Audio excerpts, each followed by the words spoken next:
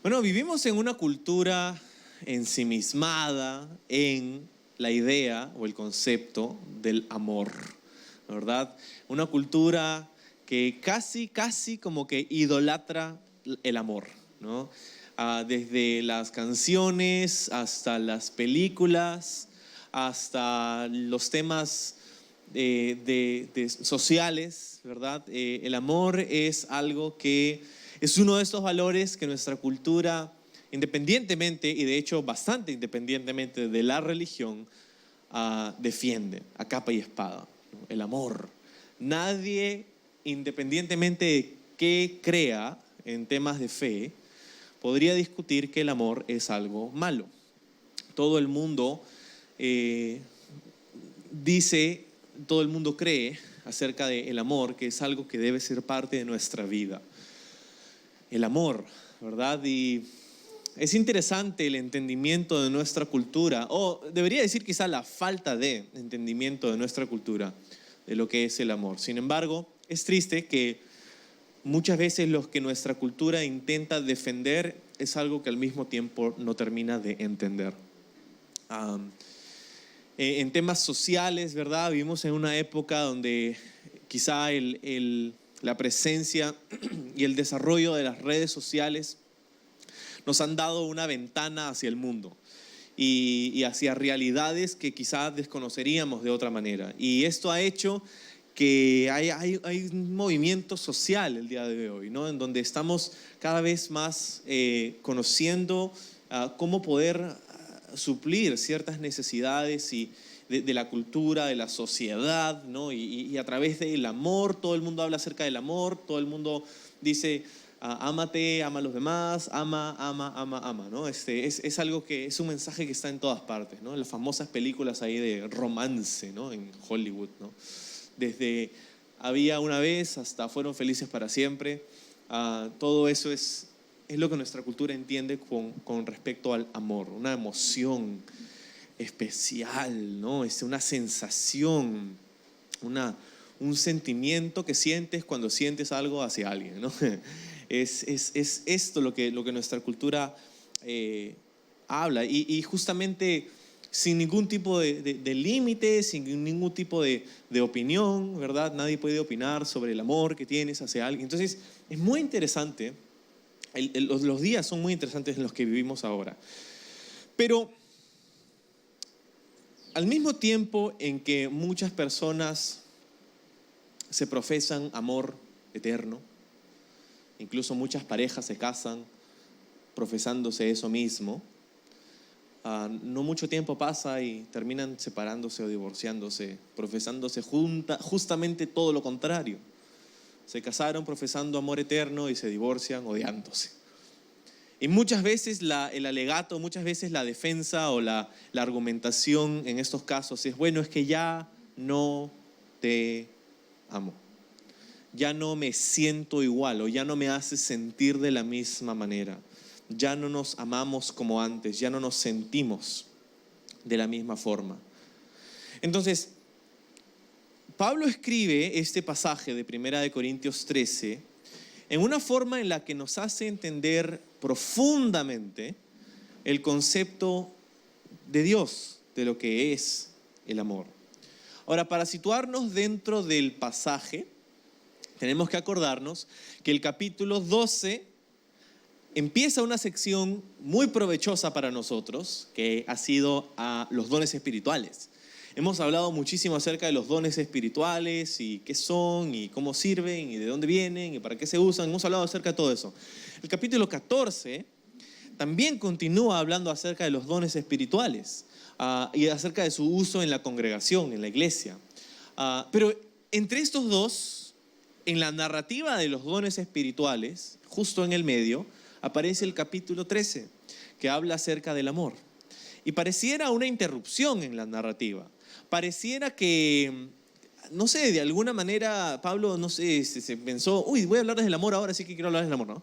Y ya terminé de hablarles del amor, ahora voy a hablarles otra vez acerca de los dones espirituales.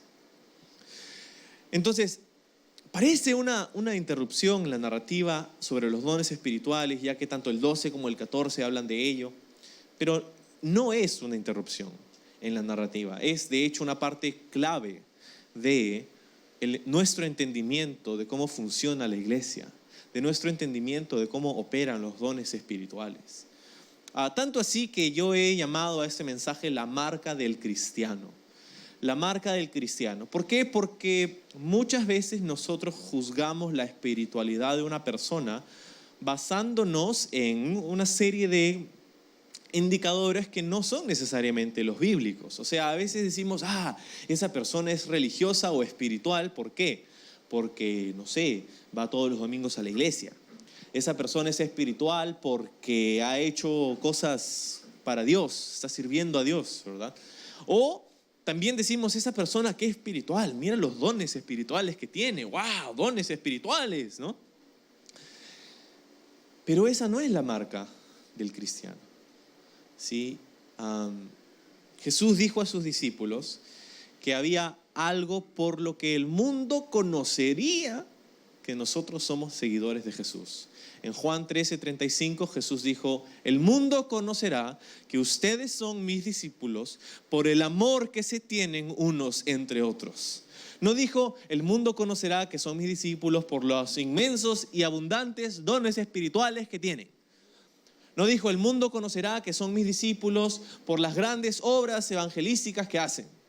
No, el mundo dice, conocerán mis discípulos porque se aman. Esta es la señal de la obra del Espíritu Santo en la vida de una persona.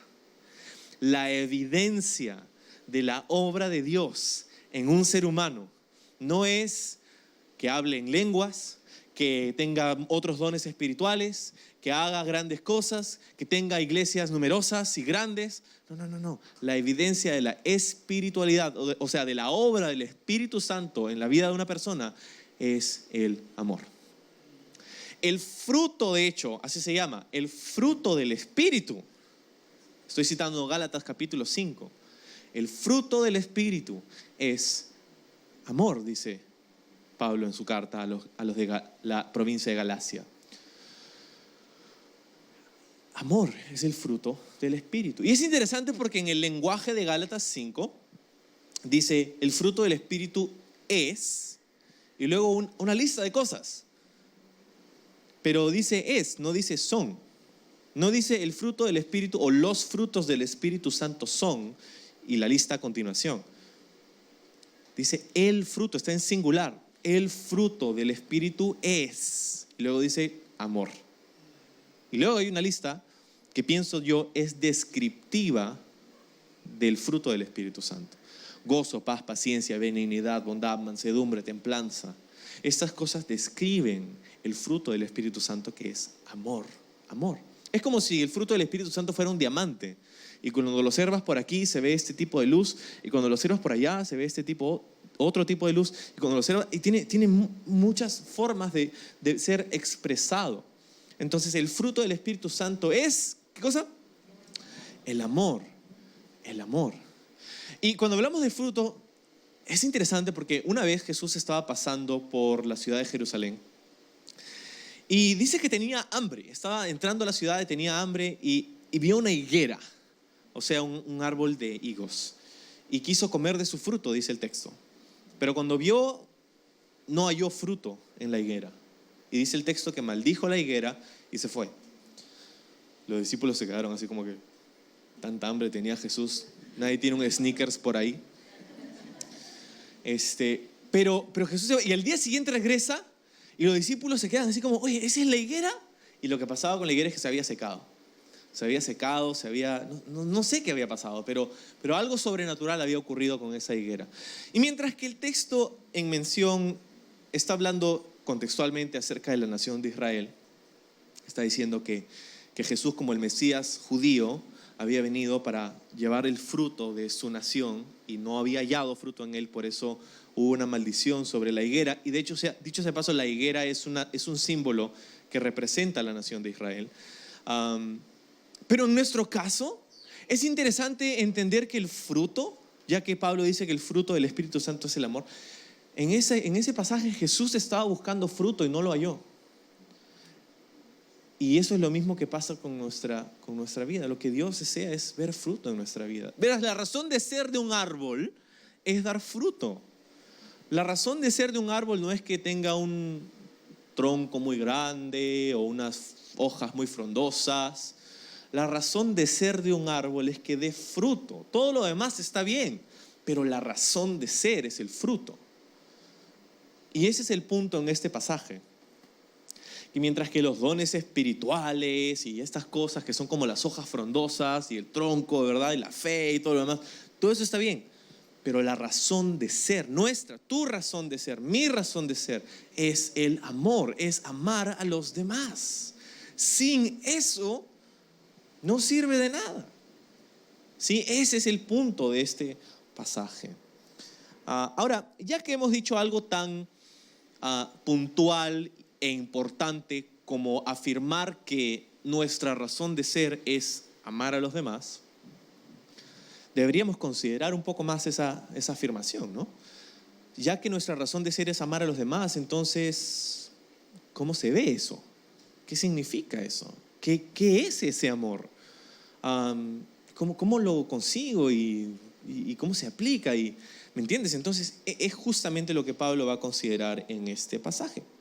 Ok, entonces, dice, mira el verso 1, si pudiera hablar todos los idiomas del mundo y de los ángeles, pero no amara a los demás, yo sería solo un metal ruidoso o un címbalo que resuena. Si tuviera el don de profecía y entendiera todos los planes secretos de Dios y contara con todo el conocimiento, y si tuviera una fe que me hiciera capaz de mover montañas, pero no amara a otros, yo no sería nada. Si diera todo lo que tengo a los pobres y hasta sacrificara mi cuerpo, podría jactarme de eso. Pero si no amara a los demás, no habría logrado nada. Entonces, Pablo empieza este pasaje haciéndonos pensar en la preeminencia del amor. De hecho, un título un poco más quizá académico, ¿no? del desglosamiento de este texto podría ser ese, la preeminencia del amor. Y de hecho en algunas traducciones ese es el título que aparece en la misma traducción, en la Biblia, la preeminencia del amor. Pero es curioso porque Pablo ha estado hablando en el capítulo 12 sobre los dones espirituales, ¿no? Ha estado diciendo mucho acerca de ello y nos ha ayudado muchísimo. Pero al final del capítulo 14 decía, ok, todo esto está bien, pero déjenme mostrarles un mejor camino. De hecho, literalmente dice, déjenme mostrarles un camino más excelente que, en su contexto, los dones espirituales. Un camino más excelente. O sea, en nuestro idioma, la frase más excelente es una redundancia, ¿no? Y no usamos más excelente, esa frase no la usamos. Excelente ya es lo máximo. Pero Pablo está a propósito usando este recurso para decir esto es lo mejor, lo más alto. Y de hecho, si vas al capítulo 14, el verso 1, dice lo siguiente, dice que el amor sea su meta más alta. ¿Okay? El capítulo 14, verso 1, después de hablarnos del amor, dice eso, que el amor sea su meta más alta. Dice, usted está bien que sigan los dones y todo lo demás, pero que el amor sea su meta más alta. Todos tenemos metas, todos tenemos cosas que queremos alcanzar, que queremos hacer, todos tenemos cosas en las que queremos crecer, ¿verdad? Y perseguimos esas cosas. Pero Pablo está diciendo que tu meta más alta dentro de todas esas otras proyecciones que tienes, que la primera de ellas sea el amor. El amor. Entonces es muy fuerte esto, porque se aplica a cada uno de nosotros. Y por eso tenemos que entender de qué se trata, de qué está hablando. Ahora, tenemos que recordar algo acerca de la iglesia en Corinto. Esta es una iglesia que tenía muchas buenas cosas. El primer capítulo de la epístola comienza con Pablo hablando acerca de ciertas cualidades que tenía la iglesia. Y entre una de las cualidades que Pablo aplaude en la iglesia en Corinto es que tenían muchos dones espirituales. Que esta iglesia abundaba en dones espirituales. No les falta, dice, ninguno. Sin embargo, mientras que vamos leyendo la carta, nos damos cuenta que en esta iglesia habían pleitos, peleas, demandas, maltrato hacia los pobres, desorden, inmoralidad. Es una serie de problemas muy serios, muy, muy serios. Y lo que aprendemos es lo siguiente: es posible tener dones espirituales sin tener el fruto del Espíritu Santo. Es posible tener y buscar tener dones espirituales sin tener amor. Y ese era justamente el problema de esta iglesia en Corinto. Tenían muchos dones. ¿Te puedes imaginar la elocuencia? ¿Te puedes imaginar la enseñanza, la predicación, las profecías, el hablar en lenguas, interpretar las lenguas, hacer sanidades, prodigios, milagros, tener fe, el conocimiento, la sabiduría? Es que increíble. Pero le faltaba algo muy importante: el amor. Así que Pablo les dice, todo esto está bien, pero si no tienen amor, todo el resto no les sirve de nada. ¿Sí? Y vamos a ir un poquito en detalle en el verso 1. Si pudiera hablar todos los idiomas del mundo. Qué chévere sería eso, ¿no? Hablar todos los idiomas del mundo. Me encantan los idiomas y me gustaría tener más tiempo para poder estudiarlos más profundamente y poder conocer más idiomas. Me encantan. Pero es difícil, pues, ¿no? Es difícil aprender un idioma. Y qué bacán sería, ¿no? Hacer esto y ya aprendiste todos los idiomas, ya hablas, ya te estás comunicando con todo el mundo, ya no tienes ningún problema, ¿no? Qué chévere sería eso. Pobres las escuelas de idiomas, ¿no? Se irían a la quiebra. Qué bacán sería poder, en esencia, estamos hablando de poder comunicarnos, ¿no? Porque un idioma se trata de comunicar. En esencia, el propósito del lenguaje es que dos o más personas puedan dar un mensaje y recibirlo, la comunicación, ¿no? El emisor, el receptor que entiende un mensaje, ¿verdad? La comunicación, ese es el propósito de un idioma. Y Pablo está diciendo aquí, si tú puedes hablar todos los idiomas del mundo, pero no tienes amor, ¿de qué te va a servir? Y es más, no solamente de los idiomas del mundo, sino y de los ángeles también. Lo que nos da a entender que probablemente entre los ángeles hay un idioma, una forma en la que se comunican. ¿Sí? Pero no pierdas de vista el punto principal que está tratando de decir. Y es que tú puedes tener dones y puedes hablar con todas las personas. ¿Qué tal si tuvieras, qué genial sería que tuviéramos la capacidad de comunicarnos con cualquier ser viviente? Incluye una yapa, los animales. Qué chévere, ¿no? Hablar con los animales. De hecho, hay una película de eso, ¿no? Doctor Dolittle. Es fantástico, qué genial sería. Pero Pablo está diciendo, si no tienes amor, ¿de qué te sirve poder comunicar un mensaje si no tienes amor? ¿Cómo sonará ese mensaje? ¿Alguna vez has hablado con una persona que no tiene amor? Es una pregunta retórica porque sé que en algún momento en tu vida te has encontrado con una persona que no está demostrando amor. ¿Cómo suena su discurso? ¿Cómo suena sus palabras cuando hablas con alguien que no tiene amor? Bueno, te doy un ejemplo. Suena más o menos así.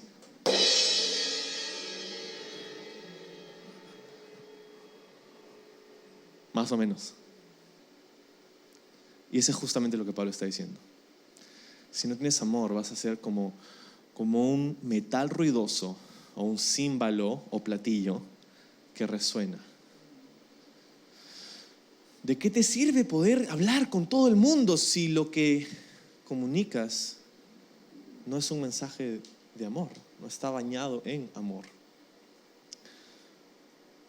Y lo que encontramos es lo siguiente, y es el punto del próximo verso también, que tú puedes tener el mensaje correcto, pero comunicarlo con el espíritu incorrecto. Y eso termina causando más problemas que dando beneficios. Tú puedes decir lo correcto, puede que tus palabras sean ciertas, pero si tu espíritu, si el espíritu detrás de esas palabras no es correcto, entonces terminamos haciendo daño. Dice en el verso 2, Si tuviera el don de profecía.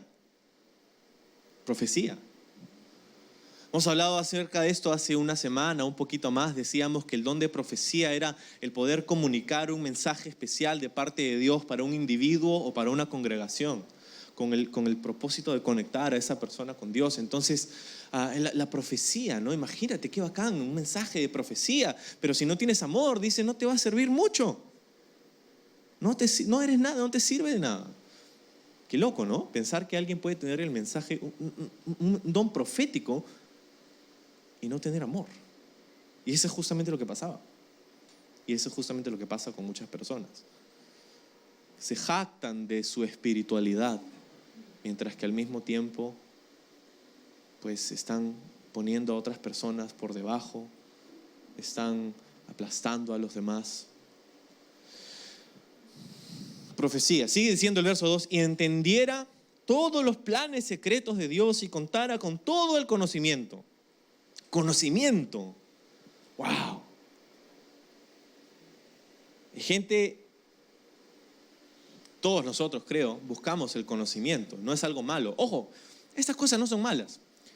Pero el punto es mirarlas en contraste con el amor.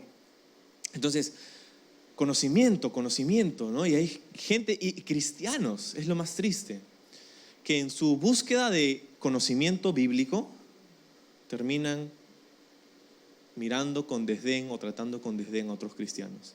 Es que tú no sabes, pues. Ya cuando llegas a saber como yo, ya estaremos en otro nivel conversando. Todo porque esa persona leyó un libro, escuchó una enseñanza, estudió en un seminario o vio un post de Facebook que le abrió los ojos, ¿no? Tú no sabes, pues.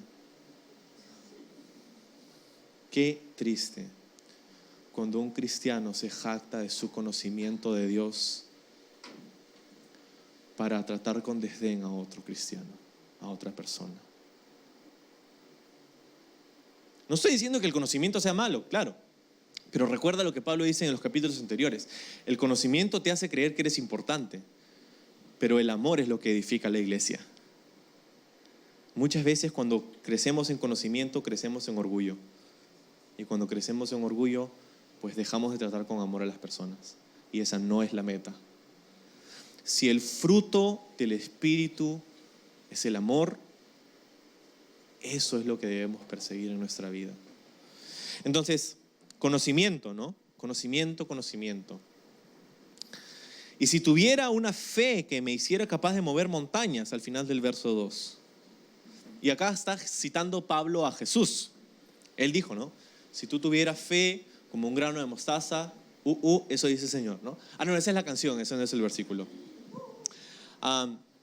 Pero Jesús dijo eso, ¿no? O sea que la fe, de alguna manera, nos hace capaces de enfrentar lo imposible, ¿no? No ha habido nadie jamás que ha podido mover una montaña por su fe. Obviamente el lenguaje es ilustrativo, es analógico, nos habla de una imagen, ¿verdad? Y el mover montaña no es literal, pero sí es algo tan imposible como eso. La fe nos hace poder enfrentar lo imposible de una manera victoriosa. Pero aún si haces eso, dice Pablo, y no tienes amor, no eres nadie. No te sirve de nada. Entonces, las manifestaciones de lo milagroso no sirven para nada sin amor. ¿Y qué palabra? Porque en las últimas semanas hemos estado considerando justamente los dones espirituales y todos hemos salido, creo que emocionados, ¿no? Los dones espirituales. Pero apenas tienes a alguien que te miró mal. Y la cosa es que Pablo está hablando acerca de esto porque necesitamos recordar que los dones espirituales no son la meta. El amor es la meta. Entonces las manifestaciones de lo milagroso no sirven para nada sin amor. Y el verso 3 que leíamos dice, si diera todo lo que tengo a los pobres y no tengo amor, no habría logrado nada. Eso es algo muy noble, ¿no? Ayuda social. Y dice, incluso hasta si diera mi propio cuerpo, si sacrificara mi cuerpo.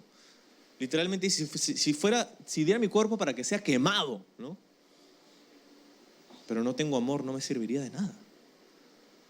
De hecho, dar todo a los pobres es una de las recetas que le dio Jesús a un hombre. Se llamaba, no sabemos cómo se llamaba, pero la Biblia lo llama el hombre rico, ¿no? Un joven rico, que era uno de los principales de ahí de la ciudad, y fue a Jesús para preguntarle: maestro, bueno, ¿qué debo hacer para heredar el reino de los cielos?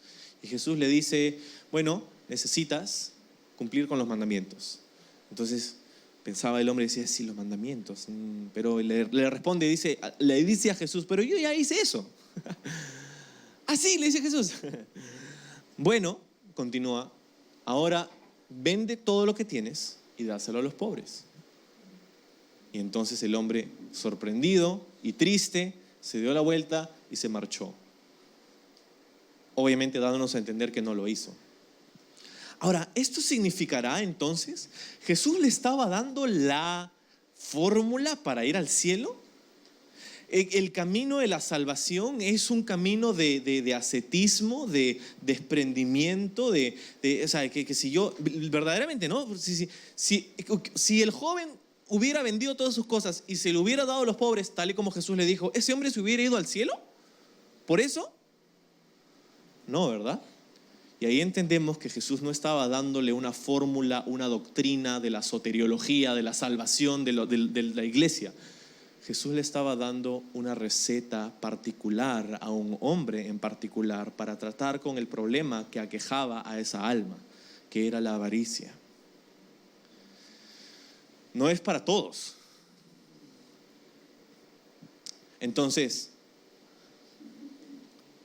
si tú dieras todo lo que tienes a los pobres, sería muy noble y serviría, a ellos les serviría. Pero a ti no, si no tienes amor, no te sirve de nada.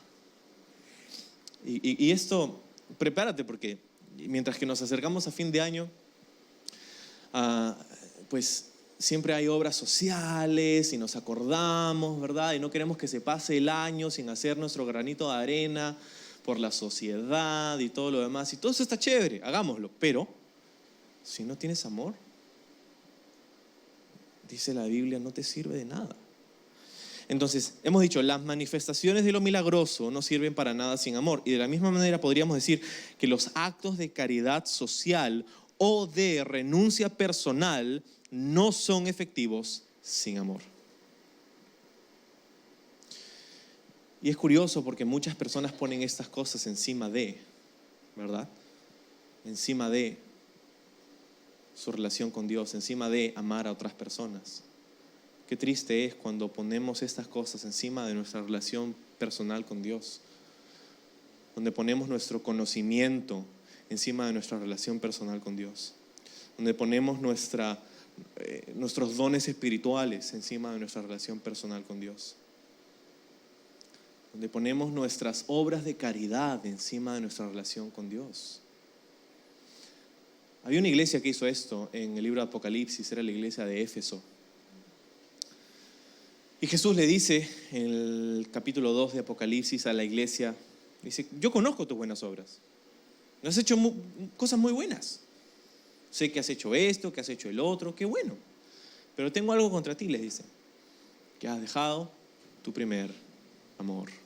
Arrepiéntete, les dice Jesús, y vuelve a hacer las cosas primeras. Es triste para mí como pastor ver cuando personas ponen cosas como el conocimiento o las obras sociales o N cosas encima de nuestra relación personal con Dios. Y creo que para Dios más aún. Todas estas cosas son buenas, pero el amor es lo más importante. De hecho, no nos sirven para nada. Ni la fe, ni las profecías, ni el conocimiento, ni el don de lenguas, ni el sacrificio personal nos sirven de nada y no se comparan en absoluto con el amor. Entonces, ya que estamos hablando del amor y de la preeminencia del amor, tendríamos que hablar acerca de qué específicamente estamos hablando cuando decimos la palabra amor, ¿no? Porque en un cuarto como este posiblemente hay muchas opiniones diferentes de lo que es el amor. Pero ¿cuál es la opinión de Dios?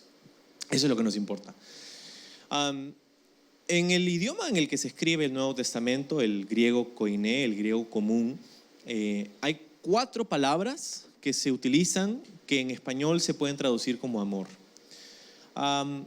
Y es interesante porque en nuestro idioma español también hay, no 4, sino 2 palabras con las que nos referimos para el amor, ¿verdad? Amar y querer. Decimos te amo y decimos te quiero. Y ambas tienen una connotación especial, son diferentes una de la otra. No es lo mismo decir a alguien te quiero que decirle a alguien te amo, ¿cierto?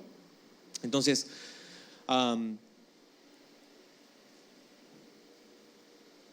iba a contar un chiste, pero creo que no.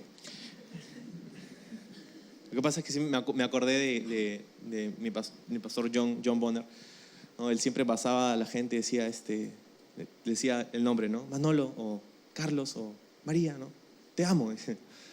Y tú, ay, John, gracias, ¿no? Yo también te amo. Y John te decía, te ha mordido un perro. Así como, ok. ¿No? No, era más todavía. Decía, te quiero. Y tú, ay, gracias. Te quiero decir que te amo. Ay, gracias, que te ha mordido un perro, ¿no? Gracias, John. Pero la cosa es que hay 4 palabras en griego para el amor. Y cada una de estas 4 son diferentes y tienen una connotación diferente. La primera es la palabra eros, de donde viene nuestra palabra erótico, ¿verdad? Eros es el amor sensual, es la cualidad sensual, sexual del amor, es la expresión sexual que experimenta, por ejemplo, un esposo con su esposa en el matrimonio, ¿verdad? Es la expresión sexual, eros. Luego está la palabra storge o storge, que es el amor afectivo.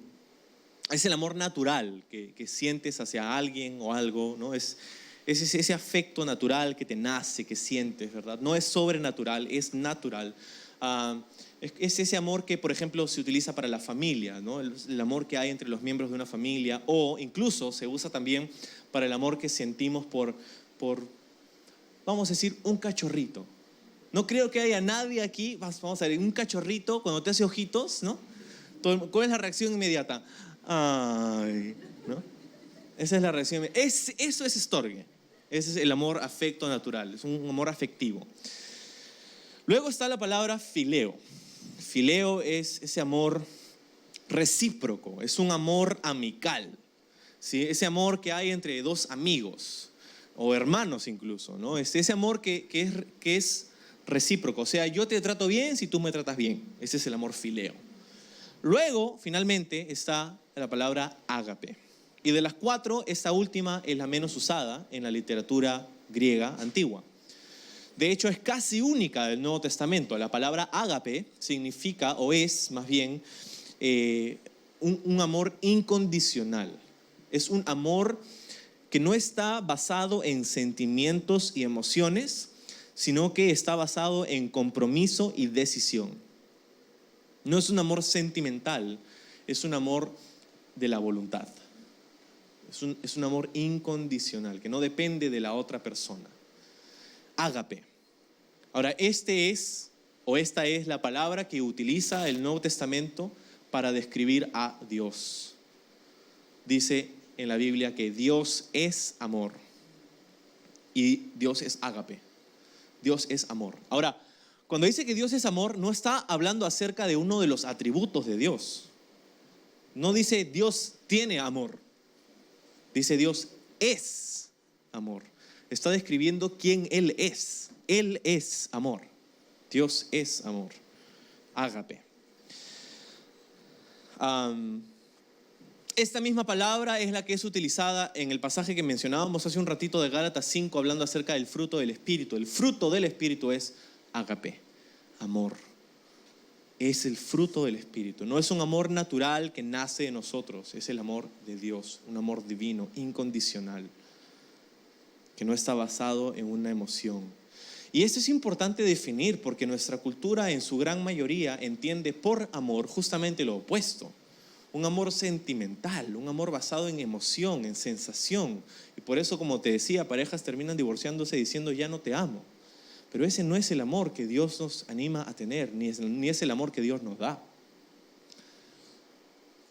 El amor que mi esposa y yo nos tenemos el uno hacia el otro no está basado en emociones, en sensaciones, en sentimientos. Empezó así. Pero el amor que nosotros nos tenemos es un amor que está basado en una decisión. Hay días en los que me siento enamorado de mi esposa y hay otros días en los que no tanto. Pero no porque no me sienta de la misma manera quiere decir que ya no la amo, porque el amor que nos tenemos está basado en una decisión, esa que tomamos en el altar hace 8 años. Y cada día que pasa es una oportunidad para reafirmar nuestra decisión. No está basado en una sensación, en una emoción, porque tenemos que saber que estas emociones van y vienen. Y una estructura tan fuerte como el matrimonio no podría estar cimentada en algo tan débil como una emoción. Entonces, ágape, amor incondicional, el amor de Dios, quien Él es, el fruto del Espíritu. De eso estamos hablando, de ese amor, ágape. Y esa es la palabra que es usada en este pasaje, ágape, ágape, ágape, ágape. Vamos al verso 4, en donde ahora encontramos la descripción del amor. ¿Cómo se ve? Ya entendimos qué es, cómo se ve. Bueno, eso es lo que vemos a continuación. El amor es, dice el verso 4, paciente y bondadoso. El amor no es celoso, ni fanfarrón, ni orgulloso. Entonces, en este pasaje encontramos varias cualidades de lo que el amor es y lo que no es. Primero nos dice lo que es. Dice, es paciente y bondadoso. Primero nos dice lo que es. Y después hay una lista de las cosas que no es.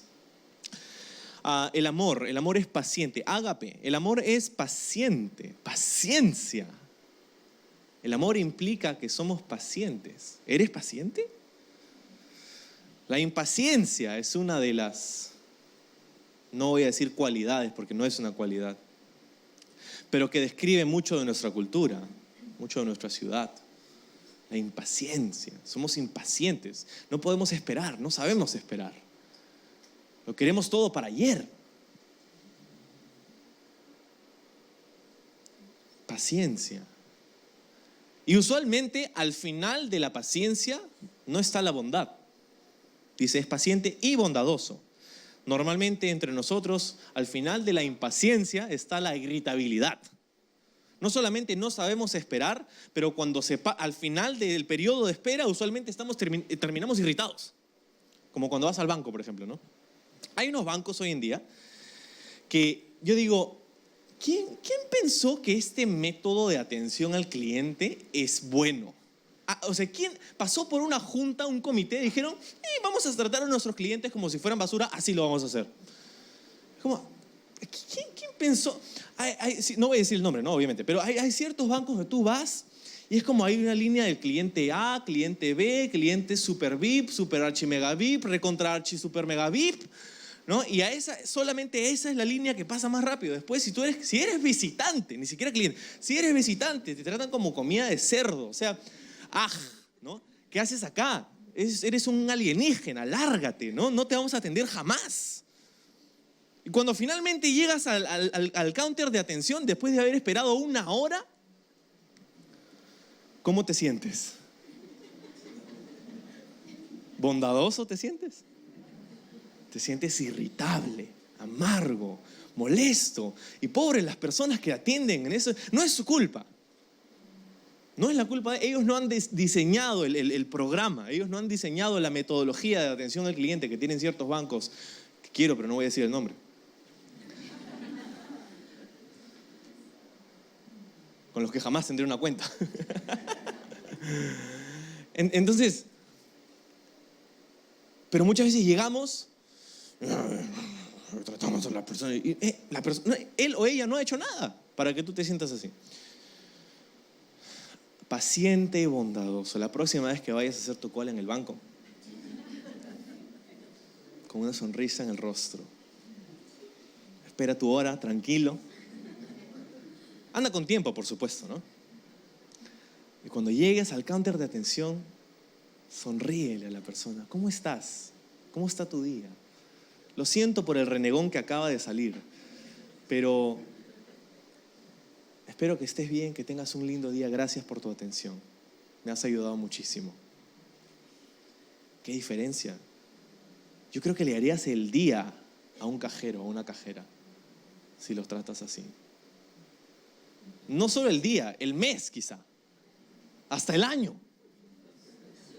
Paciente y bondadoso. El amor es paciente y bondadoso.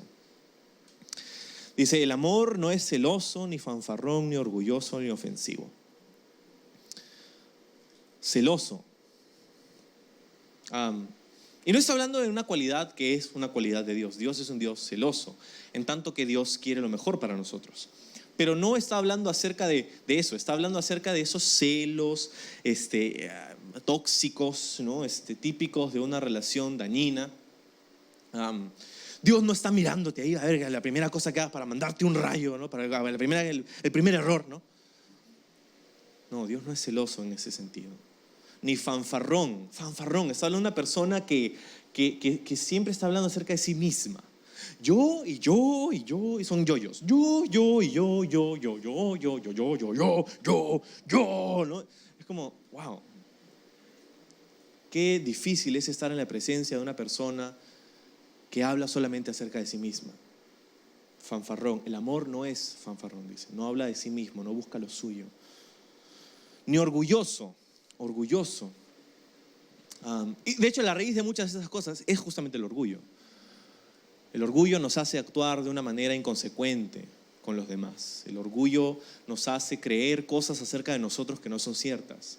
Pensamos que somos mejores de lo que verdaderamente somos. Y por eso nos comparamos con aquellos que son inferiores, o por lo menos les consideramos inferiores y los tratamos de una manera despectiva. El orgullo es lo opuesto al amor. Orgulloso. El orgullo nos nubla, nos ciega, nos hace tratar a los demás mal. No es orgulloso el amor.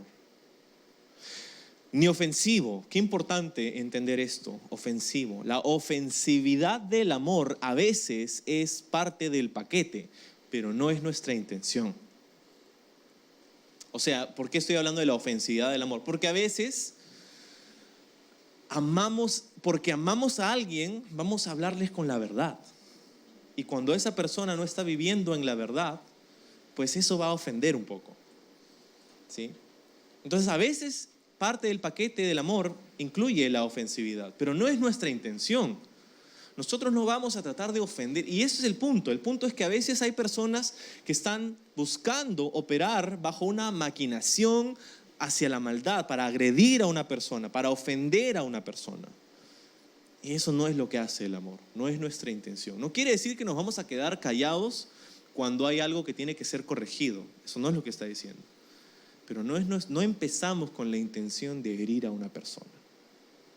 No es ofensivo. No es ofensivo. Ahora, antes de mirar el resto del pasaje, tenemos que hacer una observación importante, y es que, según este pasaje, el amor es observable. ¿Te das cuenta? El amor no es una sensación. Dice, el amor hace que tú sientas mariposas en el estómago, ¿no? No está diciendo eso. El amor es esto, y hace lo otro, y hace aquello, y no hace aquello. Es observable porque el amor se evidencia a través de nuestras acciones. No puedes decir que amas a alguien y tus acciones muestran lo contrario. El amor es evidenciado no por nuestras emociones, pero por nuestras acciones. Ahora, es cierto que tú puedes ver el rostro de una persona y ver más o menos si ama o no, ¿verdad? Es algo que se puede ver en nuestros rostros, pero eso no es suficiente. El amor es evidenciado en nuestras acciones. En nuestras acciones. Bueno, sigue el verso 5 diciendo, no exige que las cosas se hagan a su manera. Se tiene que hacer como yo digo. Ni se irrita, ni lleva un registro de las ofensas recibidas. No se irrita. Ahí ya fuimos todos. No se irrita. Muchas veces somos irritables. y nos justificamos. ¿Por qué? Porque la otra persona, porque él me dijo, porque ella hizo, porque justificamos nuestra irritabilidad, nuestro maltrato para con los demás. Quiero decirte algo. Nunca estamos justificados en nuestra irritabilidad. Nunca. ¿Por qué? Porque es cierto que tú no puedes controlar lo que otra persona va a hacer, pero sí puedes controlar lo que tú vas a hacer. Nunca estamos justificados en nuestra irritabilidad. Está hablando de una persona que pierde el control. Una persona, y esa frase perder el control es casi irónica, ¿no? Porque perder el control lo haces como que involuntariamente, ¿no? ¿Alguna vez has perdido literalmente un control? ¿Dónde está el control de la televisión, no? Es como, no puedes pararte a prenderla. No, tienes media hora buscando el control. Pero no, tú no pusiste el control, voy a poner el control, léelo. No, perder el control es algo involuntario, pero la irritabilidad no es involuntaria. Cuando tú decides maltratar a alguien por tu carácter irritable, tú estás decidiendo hacerlo. No es que él me dijo, que él me hizo, que él me... No. Tú tienes el gobierno sobre tu propio carácter y tú decides mostrar ciertas partes de ti en ciertos momentos. Escúchame, la irritabilidad es un gran problema. No me puedo excusar. La irritabilidad es un serio problema espiritual.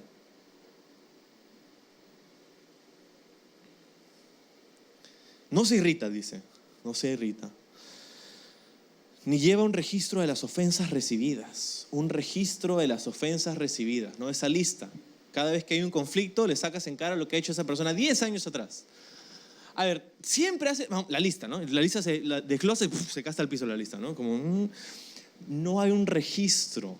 No guardes rencores. Cuando tú guardas rencores, el único que se hace el problema eres tú.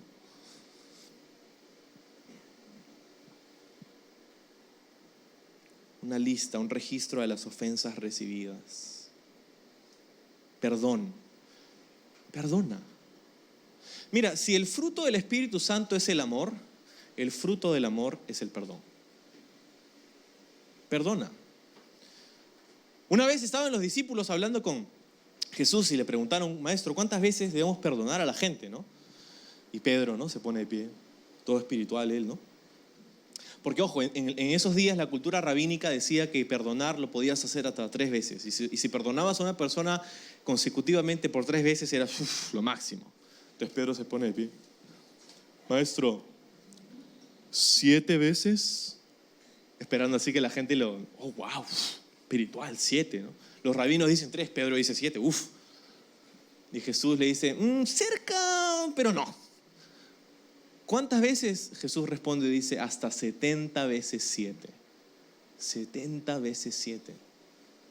Y los discípulos sacaron sus iPhones. ¿490? El punto es que perdones simplemente. Porque ¿quién va a poder contar 490 ofensas? Esta es la 485, te faltan 5 más nomás. El punto es que no cuentes, el punto es que simplemente perdones. Perdona, ¿sabes por qué? Porque tú has sido perdonado. Y tus ofensas para con Dios son mucho más graves que las ofensas que alguien te pueda hacer a ti. Y Dios se perdonó. Perdona. 6 dice, no se alegra de la injusticia, sino que se alegra cuando la verdad triunfa.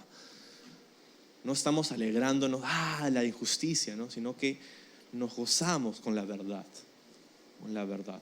Verso 7 dice, el amor nunca se da por vencido, jamás pierde la fe, siempre tiene esperanzas y se mantiene firme en toda circunstancia. Y el punto aquí es mostrar que el amor transpira a todas las áreas y todas las circunstancias y todas las relaciones de nuestra vida.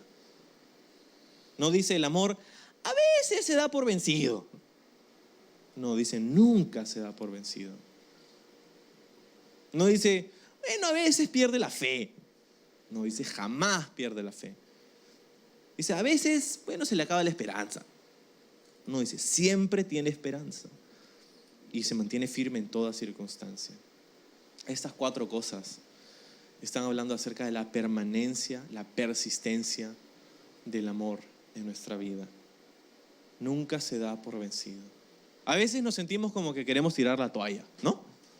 Ya no puedo más, decimos, ya no puedo más. Tiro la toalla. Dice, el amor nunca se da por vencido. Jamás pierde la fe, ya no. No pierde la fe, tiene esperanza, se mantiene firme en toda circunstancia.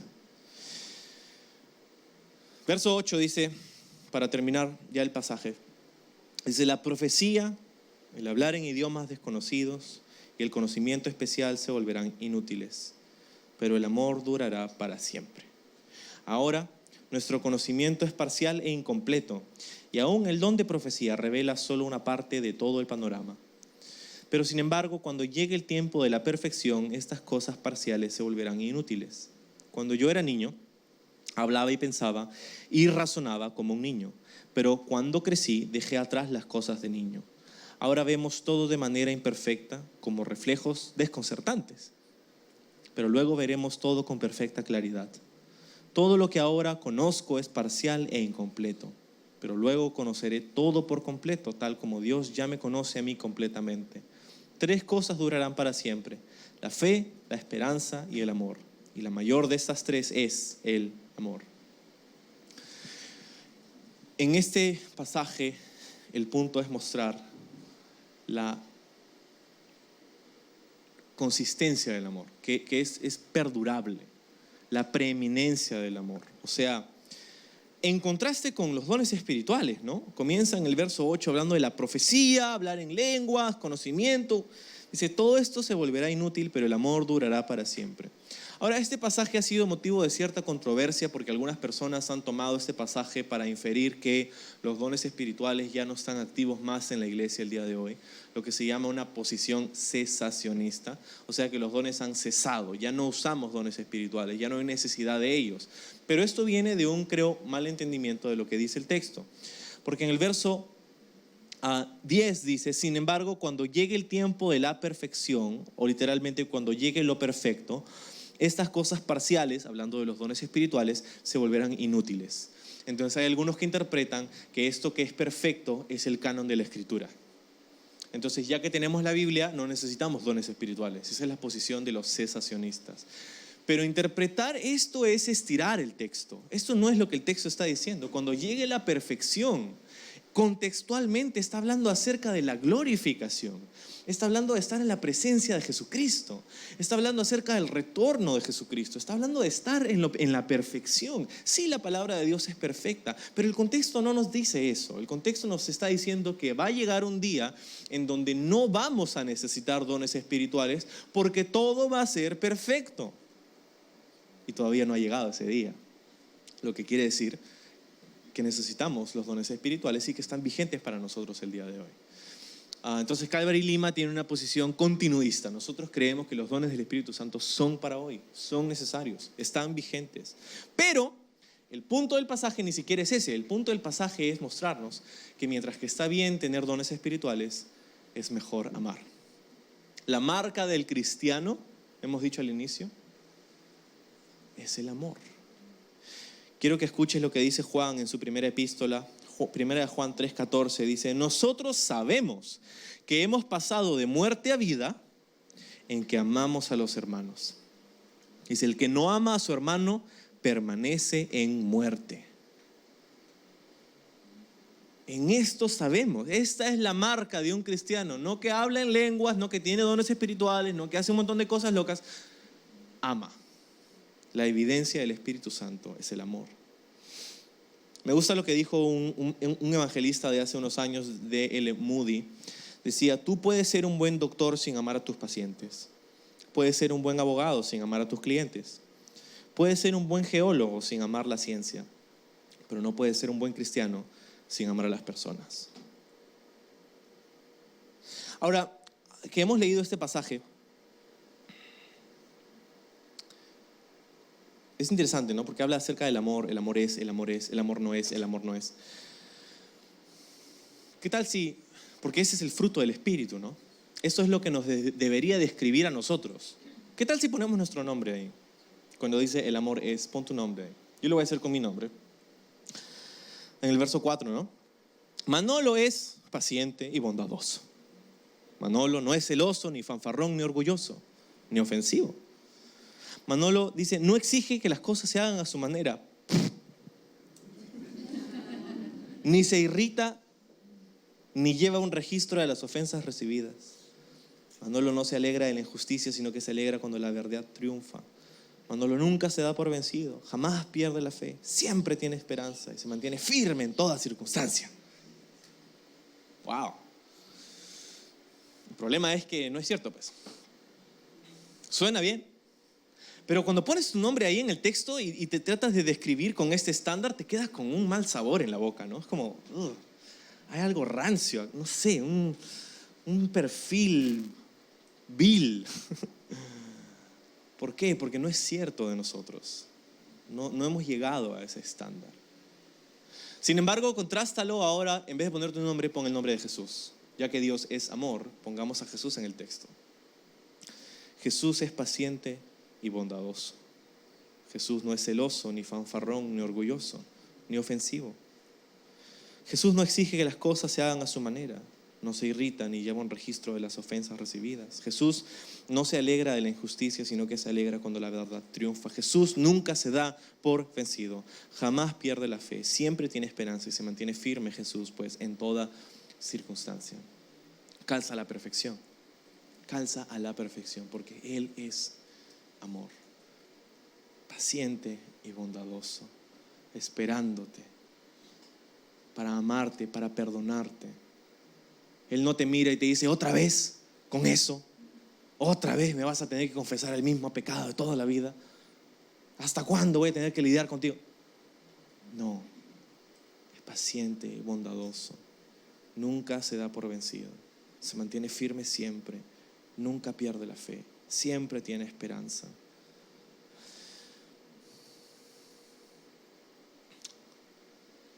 La clave para amar es entender que eres amado. Porque cuando miramos a nuestro alrededor entendemos que a veces es muy difícil amar. Pero acuérdate que la palabra ágape es un amor sobrenatural. Sobrenatural, que no viene de ti. Pero porque entendemos que hemos sido amados, entonces amamos a los demás. Primera de Juan también dice esto. Dice, nosotros amamos a Dios porque Él nos amó primero. Él nos amó primero a nosotros. Entonces, si recibes el amor de Dios, ahora eres capaz de entregarlo a los demás. De hecho, en el texto original de ese pasaje, Primera de Juan, dice, nosotros amamos porque Dios nos amó primero. Y se ha agregado ahí, nosotros amamos a Dios, porque se puede traducir de esa manera también. Pero originalmente dice, nosotros amamos porque Dios nos ha amado a nosotros primero. Y es interesante porque entonces entendemos que amamos a Dios, sí, porque Él nos amó primero, pero también amamos a los demás después de haber recibido su amor. No es algo que tenemos que intentar de fabricar, pero es algo que recibimos por fe y lo vemos. Jesús dijo, no hay nadie que tenga un amor más grande que este, aquel que da su vida por sus amigos. Y Él hizo eso, porque te ama, porque me ama. Entonces el amor, en el próximo pasaje, en el capítulo 14, empezará el primer versículo diciendo que el amor sea su meta más alta. Fíjate que es interesante porque esta serie la hemos llamado Más Alto. Y Pablo está diciendo, todas las otras cosas, los dones espirituales, el orden, todo, la profecía, dones de lengua, qué chévere, qué bonito. Pero si no estás amando, hay un problema. Amar a los demás. Esa es la marca del creyente.